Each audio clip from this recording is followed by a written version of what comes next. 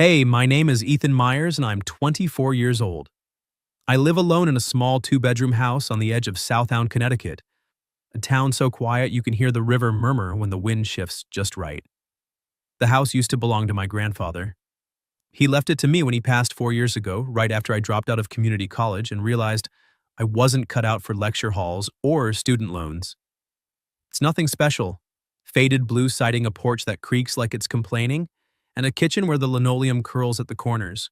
But it's mine paid off with the last of Grandpa's savings, and that's more than most people my age can say. I make a living doing whatever needs fixing.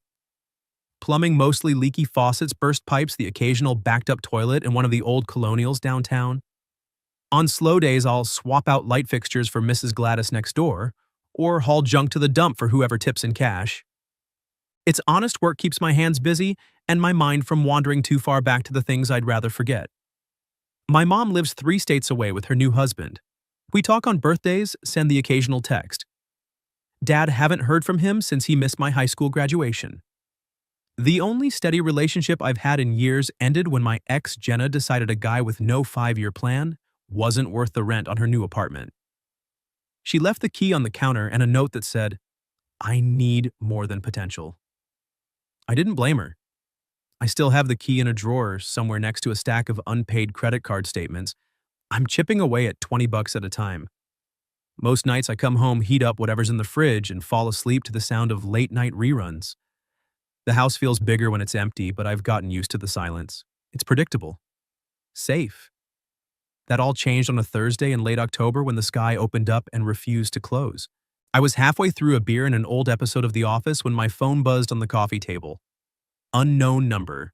I almost let it go to voicemail, but the caller ID said, Southound Towers, penthouse. Fancy building, new construction, the kind of place where residents pay more for a view than I make in a month. I picked up. Hello, hi, this is Marianne Hart from 12B. I have a leak behind the sofa. It's getting worse. Can you come tonight? Her voice was calm-clipped, like someone used to giving orders and having them followed. I glanced at the clock, 9:47 p.m., and out the window at the rain hammering the street. Normally I'd say call tomorrow, but the desperation tucked under her politeness was hard to ignore. Give me 20 minutes, I said. I grabbed my toolbox, threw on a hoodie, and drove through sheets of water that turned the windshield into a blur. Southound Towers loomed at the end of Maple Street, all glass and steel glowing like a spaceship against the storm. The doorman waved me through without a word. I guess a guy with a toolbox and soaked sneakers doesn't look like much of a threat. The elevator ride to the 12th floor was silent except for the hum of the motor and the drip of rainwater from my hair onto the marble floor. When the doors slid open, I stepped into a hallway that smelled like new paint and money. Apartment 12B was at the end, the door already cracked open. I knocked once. Plumbing, come in. Marianne Hart stood in the foyer, arms crossed still in the charcoal suit she'd probably worn to whatever meeting had wrecked her day. Her hair was pulled back in a severe bun, a few strands escaping like they'd given up. She was taller than I expected, maybe 5'9" in the low heels, and even exhausted she carried herself like someone who'd never had to ask twice for anything. Except tonight. It's behind the sofa, she said, turning without waiting for me to introduce myself. I'll stay out of your way. I followed her into the living room. The apartment was massive, open-plan, floor-to-ceiling windows, a view of the river that probably cost more than my house. But it was empty in a way that went beyond furniture. No photos on the walls, no books on the shelves, no throw pillows or candles or any of the little messes people leave when they actually live somewhere. Just a single leather sofa, a glass coffee table, and a half-empty bottle of red wine, breathing beside a single glass. The leak was exactly where she said, a steady drip from the pipe that fed the radiator pooling on the hardwood. I set my toolbox down, rolled up my sleeves, and got to work. She stayed on the far side of the room, perched on a bar stool at the kitchen island, staring at her phone like it might bite her. Every few minutes, she'd swipe sigh and set it down again. I kept my head down, focused on the pipe. The silence stretched, broken only by the rain against the windows and the occasional clink of my wrench. When I tightened the last fitting and the drip stopped, I stood up, wiped my hands on a rag, and cleared my throat. All set. Should hold. She looked up, eyes red-rimmed but dry now. Thank you. I'll Venmo you. No rush. I glanced around again, couldn't help it. Nice place. Must be quiet up here. Too quiet. She said so softly I almost missed it. I should have left then. Grabbed my tools, nodded, and disappeared into the elevator, but something about the way she said it, the way the words hung in the air like they'd been waiting years to be spoken, made me linger. You live alone? I asked. She gave a short, bitter laugh. As of last week, yes. The rain pounded harder against the glass. I don't know why I said it. Maybe it was the wine on her breath, or the way the apartment felt like a museum no one visited. Maybe I was just tired of my own empty rooms. Well, if it ever feels too big, you could always crash at my place. It's cramped, the porch leaks, and the neighbor's dog barks at 3 a.m., but at least someone talks back. I meant it as a joke, a dumb throwaway line to cut the tension. I even laughed awkward and too loud in the sterile space. She didn't laugh back, just looked at me with something I couldn't read. Then she nodded once like she was filing it away. I packed up, gave her my card in case the pipe acted up again, and left. The elevator ride down felt longer than the ride up. By the time I got home soaked and shivering, I'd already forgotten the conversation. Or tried to. The next morning, I woke to the sound of knocking. It was 6:47 a.m. The rain had slowed to a drizzle-gray light leaking through the curtains. I stumbled to the door in boxers and an old t-shirt, expecting Mrs. Gladys with another casserole or a complaint about her garbage disposal. Instead, Marianne Hart stood on my porch, drenched, a small black suitcase at her feet. Her hair was loose, now wet strands clinging to her cheeks. She wore jeans and a cream sweater that had seen better days. Her eyes were wide, determined, and just a little terrified. "Your offer," she said, voice steady despite the tremor in her hands. "Does it still stand?" I stared at her, brain still half asleep, rain dripping from the eaves onto my bare feet. "What?" She swallowed. "I don't have anywhere else I want to be." I stood there, in the doorway, barefoot and blinking, trying to process the sight of Marianne Hart, penthouse queen, still dripping from the rain on my sagging porch with a suitcase that probably cost more than my truck. The morning air smelled like wet leaves and coffee from somewhere down the block. She shifted her weight, the handle of the suitcase creaking under her grip. "Come in before you catch pneumonia," I muttered, stepping aside. She hesitated just for a second, then crossed the threshold. The floorboards groaned under her boots that looked like they'd never seen mud until today. I closed the door behind her and flipped on the kitchen light. The bulb flickered once, then steadied, casting a warm, uneven glow over the clutter. I suddenly wished I'd cleaned up yesterday's takeout containers, a pile of bills on the counter of the sofa with its permanent dent where I slept most nights. Marianne set the suitcase down gently, like she was afraid it might bruise the floor. She took in the room, the mismatched chairs, the ancient radiator hissing in the corner, the single framed photo of Grandpa and me at the lake when I was 12. Her gaze lingered on the photo longer than the rest. "I can pay rent," she said, pulling an envelope from her coat pocket. 3 weeks. Cash. That's all I need. Quiet. A place to think. I rubbed the back of my neck, still half convinced this was a dream. "You don't have to, I insist." She placed the envelope on the counter. 5 crisp hundreds. More than I made in a good week. I'm not here for charity. I wanted to argue, but the look in her eyes, steady, almost defiant, stopped me. "Fine. Guest room's down the hall. It's basic." She nodded, picked up the suitcase, and disappeared around the corner. I heard the door click shut, then nothing. No footsteps, no unpacking, just the soft patter of rain on the roof. That first week we were ghosts in the same house. I'd leave before dawn for jobs: Mrs. Lang's dishwasher, the bakery's grease trap, a rental on Elm Street, with a toilet that wouldn't stop running. I'd come home after dark, boots caked in mud, and find the kitchen light on a plate of something covered in foil on the stove. Chicken and rice, lasagna. Once a steak so perfectly seared I almost cried. No note, just food. Marianne stayed in her room most of the time. I'd hear the shower running at odd hours, the creak of the floorboards when she paced. Sometimes I'd catch a glimpse of her through the crack in the door, curled on the bed, with a book hair loose, wearing one of my old flannel shirts because her clothes were all dry clean only. She looked smaller without the suit. We didn't talk. Not really. A good morning if we passed in the hall. A thanks for the food mumbled over coffee. I slept on the sofa, blanket pulled up to my chin, pretending the lump in my throat was just from the draft. But the house started to change. One morning I came downstairs and found the pile of bills neatly stacked, a rubber band around them. The takeout containers were gone. The sink sparkled. I opened the fridge and saw groceries, real groceries. Eggs, milk, a bag of apples. A six-pack of the IPA I liked. No note. That night I knocked on her door. She opened it, a crack, eyes wary. "You don't have to clean up after me," I said. "I know." She paused. "It helps me think." I nodded, not sure what to say. "The flannel looks good on you." She glanced down, cheeks pink. "It was in the dryer." "Keep it." She closed the door. I stood there a long time listening to the rain. The second week the silence started to crack. I came home one evening to the smell of garlic and rosemary. Marianne was at the stove, sleeves rolled up, stirring something in my grandmother's cast-iron skillet. Her hair was down, curling at the ends from the steam. She didn't turn when I walked in. "Hope you're hungry," she said. "I made too much." I dropped my toolbox by the door. Starving. We ate at the table, actual plates, not paper. She'd found the good napkins, the ones I saved for Thanksgiving. The chicken was tender, the potatoes crispy. We didn't talk much, but it wasn't awkward anymore. It was easy. After dinner she washed, I dried. Our hands brushed over a plate. Neither of us moved away. "You sing when you think no one's listening," I said, breaking the quiet. She froze, sponge mid-scrub. "You heard that Fleetwood Mac. Landslide. You've got a good voice." She laughed, soft, surprised. "I haven't sung in years."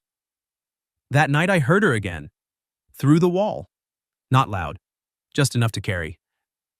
I lay on the sofa, eyes open, listening to the notes drift like smoke. The third week the house felt different. Warmer. The radiator still hissed, but the air didn't bite as much. I came home to find the broken shelf in the hallway fixed perfectly level, screws tight. Marianne was on her knees. Toolbox open, hair tied back with one of my bandanas. "You didn't have to," I started. "It was crooked," she said, not looking up. I couldn't stand it. I crouched beside her. "You're good with your hands. Used to build furniture prototypes before the boardrooms." She tightened a screw. Muscle memory. I watched her work. The way her brow furrowed in concentration. The way her fingers moved with precision. She wasn't the woman from the penthouse anymore. She was here. That night I knocked on her door again. She opened it fully this time, leaning against the frame. "Why'd you really come here?" I asked. "You could have gone anywhere. A hotel. A friend." She looked at me for a long moment. "Because you were kind without knowing my resume. You didn't ask who I used to be."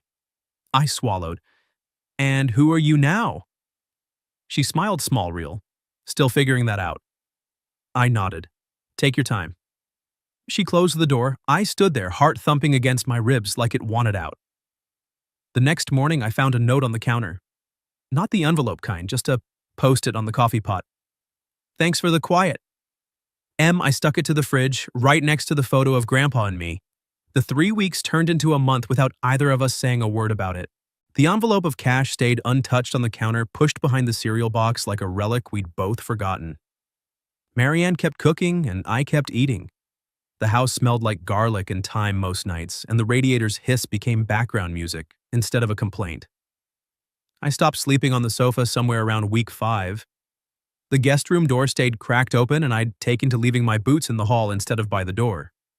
Small shifts, nothing dramatic, just the slow erosion of boundaries neither of us had named. One Tuesday in November, I came home to find the living room lamp rewired. The old brass one Grandpa swore was vintage, but really just flickered like a dying firefly. Marianne was on the floor, legs crossed, surrounded by wire strippers and electrical tape. She didn't look up when I walked in.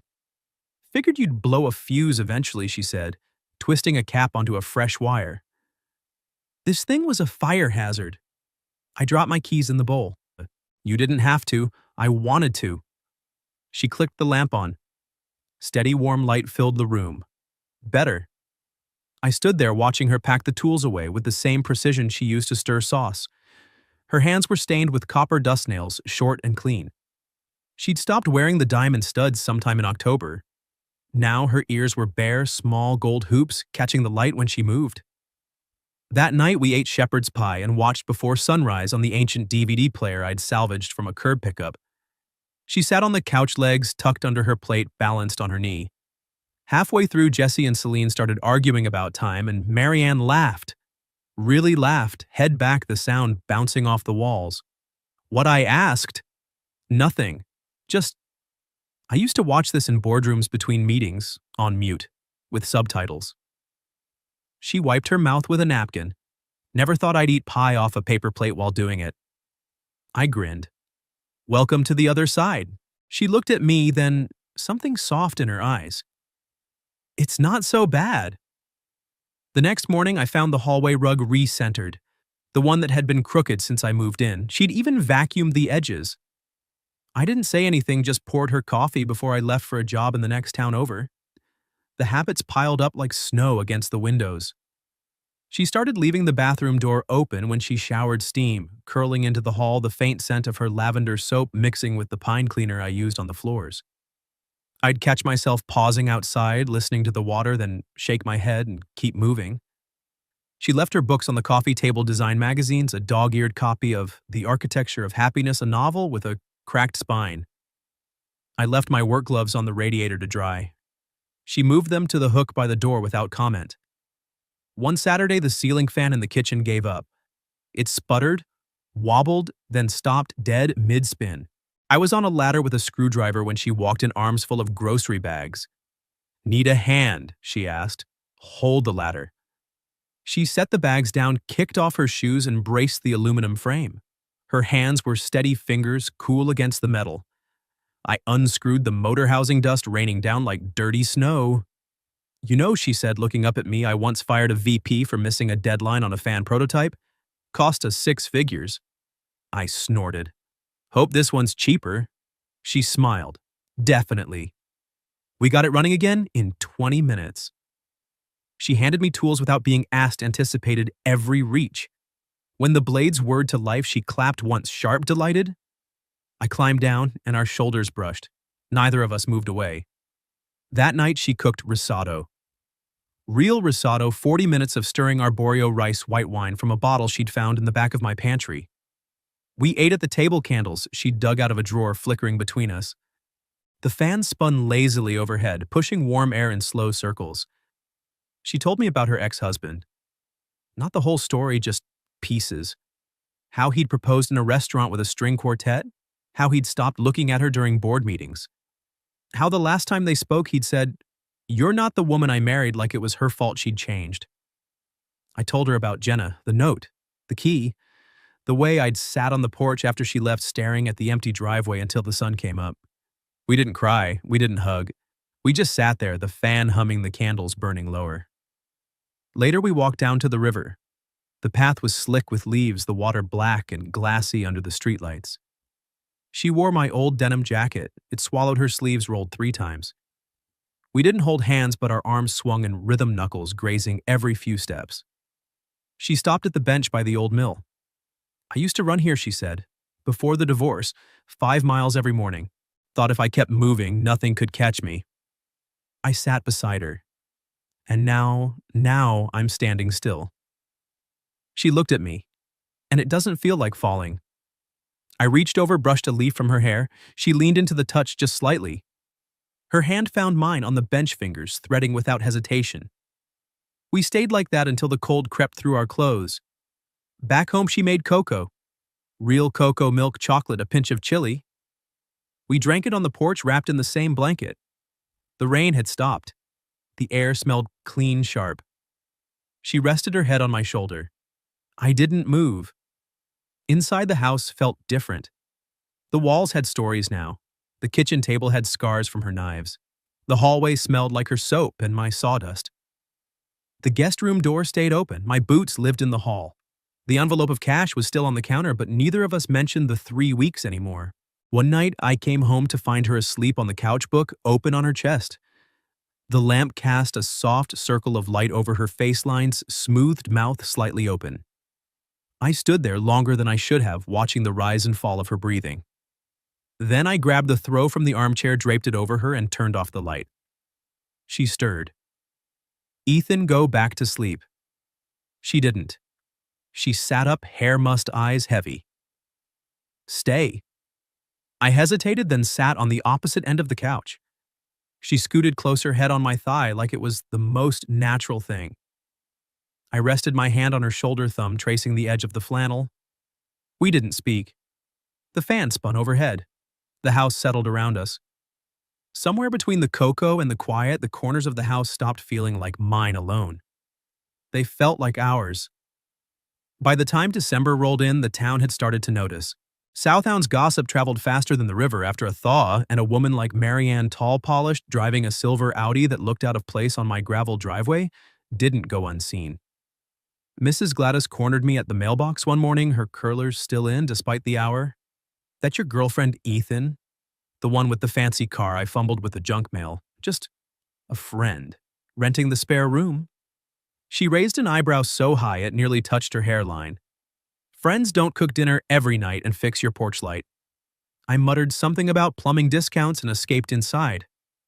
Marianne was at the kitchen table, laptop open, typing furiously. She looked up when I slammed the door harder than intended. "Everything okay, neighbors?" I said, dropping the mail. "They think you're my sugar mama." She laughed, short, surprised. "Let them. Keeps the Jehovah's Witnesses away." But the questions kept coming. At the hardware store, Mr. Patel asked if I was settling down. At the diner, the waitress slipped an extra pancake onto my plate and winked. "For the lady at home." I stopped correcting them. It was easier than explaining something I didn't have words for. Marianne didn't seem to care.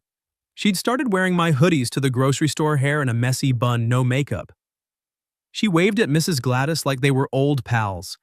She even helped Mr. Patel carry mulch to his truck one afternoon, sleeves rolled dirt under her nails. The town didn't know what to make of her, but they liked her anyway. Inside the house, the lines blurred further. Her toothbrush lived next to mine. Her coat hung on the hook by the door. The guest room bed stayed made, but she hadn't slept in it for weeks. We didn't talk about it, we just moved, like planets adjusting orbit without noticing the gravity. Then the call came. It was a Tuesday, gray and cold. I was under the sink at the bakery, elbow deep in grease, when my phone buzzed in my pocket. I ignored it. It buzzed again. And again. When I finally crawled out, hands black, there were 7 missed calls from an unknown number and a voicemail. I played it on speaker while wiping my hands on a rag. "Ms. Hart, this is Victor Lang from the board. We need to discuss your resignation. The shareholders are concerned. Your absence is affecting morale. We're prepared to offer you your old position, full authority, increased equity, but we need you back in the city. Now. Call me."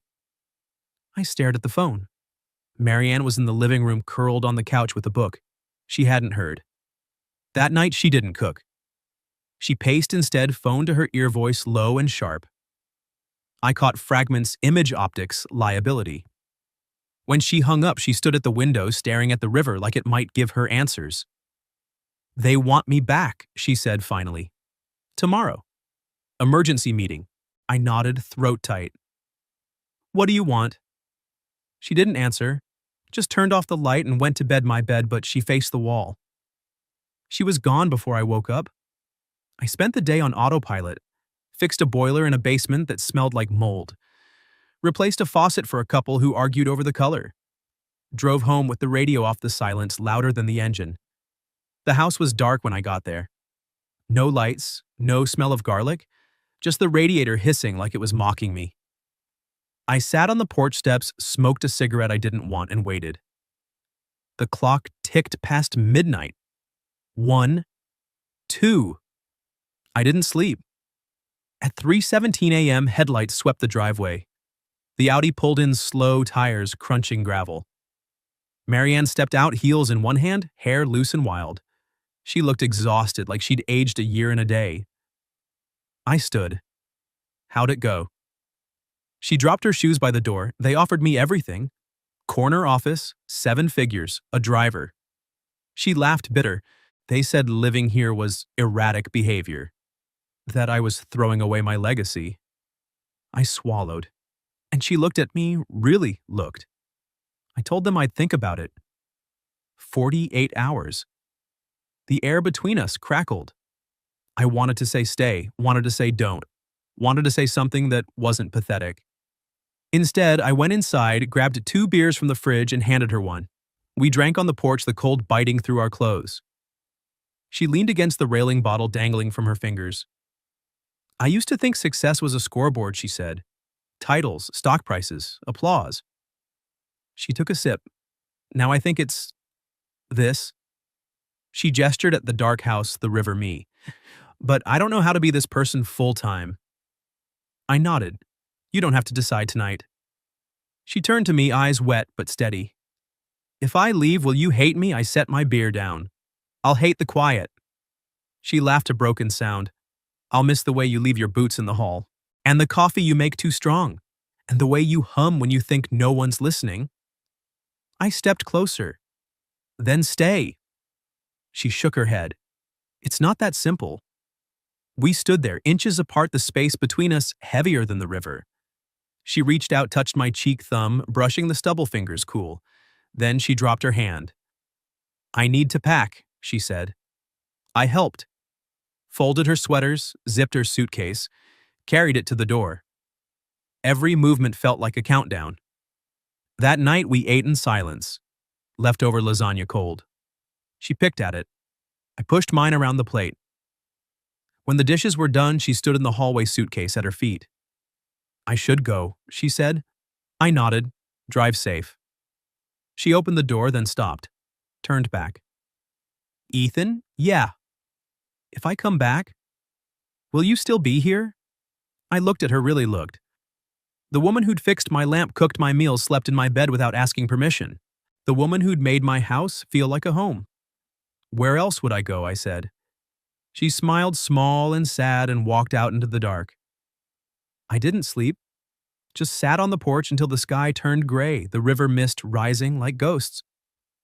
The next morning I left before the sun was fully up. The air was sharp, the kind of cold that gets under your skin and stays there.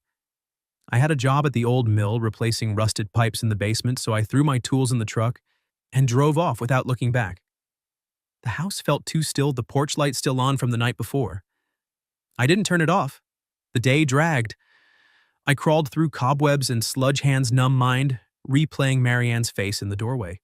Her suitcase. The way she'd said my name like a question she already knew the answer to.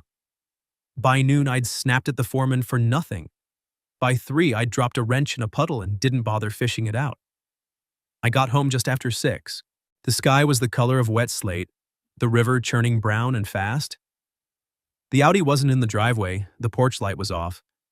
I sat in the truck for a long minute, keys in my hand, staring at the empty space where her car should have been. Then I went inside. The house smelled like nothing, no garlic, no coffee, no lavender. The envelope of cash was gone from the counter, the post-it with her handwriting. Thanks for the quiet was still on the fridge, but the corner had curled.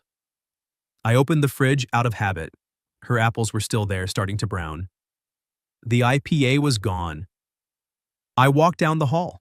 The guest room door was open. The bed was made corners tight like a hotel. Her books were gone. The flannel shirt she'd worn was folded on the chair sleeves neat. I picked it up, held it to my face. It smelled like her soap and my detergent. I set it back down. The kitchen table had a note, not a post-it. A full sheet folded once. Ethan, I took the 6 a.m. train. The board meeting's at 9. I don't know what I'll say yet. Thank you for the porch light. I read it 3 times. Then I folded it, put it in my pocket, and went to the porch. Sat on the steps where we'd drunk cocoa. The river was loud tonight, rushing over rocks like it had somewhere to be. I didn't cry. I didn't pace. I just sat there, hands in my lap, watching the dark. The cold crept in, but I didn't move. Hours passed. Maybe. The streetlights buzzed. A dog barked down the block. I thought about the first night she'd cooked, how she'd burned the garlic, and laughed like it was the best mistake she'd ever made. I thought about the way she'd fixed the fan, the way her hands had moved, like they knew exactly what they were doing. I thought about the night she'd fallen asleep on my thigh, her breathing soft against my jeans. I thought about the space she'd left, not just in the house, in me. I must have dozed off because the next thing I knew, the porch light flickered on. I blinked, squinted. The Audi was back, parked crooked like she'd pulled in too fast. The driver's door opened. Marianne stepped out. No heels, no suit, just jeans, my old denim jacket hair, loose and wild. She had a paper bag in one hand, a key in the other. She looked at me, eyes red but clear. "I couldn't do it," she said. I stood. The meeting I didn't go, she walked up the steps slow. I got to the station, bought a ticket, stood on the platform. And then I thought about the way you leave the coffee pot half full so I don't have to make it in the morning. And the way you hum when you're fixing something. And the way this house smells like sawdust and time and home. She stopped in front of me, close enough that I could see the tear tracks on her cheeks, close enough that I could smell the rain on her jacket. "I called Victor from the platform," she said. "Told him I'm done. Not resigning, done. They can keep the corner office. I'm keeping this." She held up the key. My spare. The one I'd given her the first week, half joking. I took it. My hand shook. "You sure?" I asked. She nodded. I've never been more sure of anything. I stepped forward, wrapped my arms around her waist from behind, like I had that night in the kitchen, but this time she leaned back into me. Fully. Her head fit under my chin, her hands covered mine. Inside the house woke up. The radiator hissed. The fridge hummed. The porch light buzzed like it was happy to be on again. She turned in my arms, faced me. "I'm not good at this," she said. At choosing messy over perfect." "Me neither," I said. She smiled, small, real. "Then we'll figure it out together." We stood there a long time. The river kept moving, the cold kept biting, but the space between us was gone. Later she cooked eggs, wore my t-shirt, burned the toast, laughed when I scraped the black off with a knife. We ate at the table, knees touching under it. The fan spun overhead. The house smelled like butter and coffee and rain. We didn't talk about forever. We didn't make promises. We didn't need to. The suitcase stayed in the hall, unpacked. The flannel shirt stayed on the chair. The Post-it stayed on the fridge. Some nights we still walk to the river. Some mornings I still leave the coffee pot half full. Some evenings she still sings when she thinks I'm not listening. The town still talks. Mrs. Gladys still asks questions. The board still sends emails Marianne deletes without reading. But the house is warm. The porch light stays on. And every morning I wake to the sound of someone else's key in the door. Not because we fixed each other, because we chose to stay broken together. And that was enough. That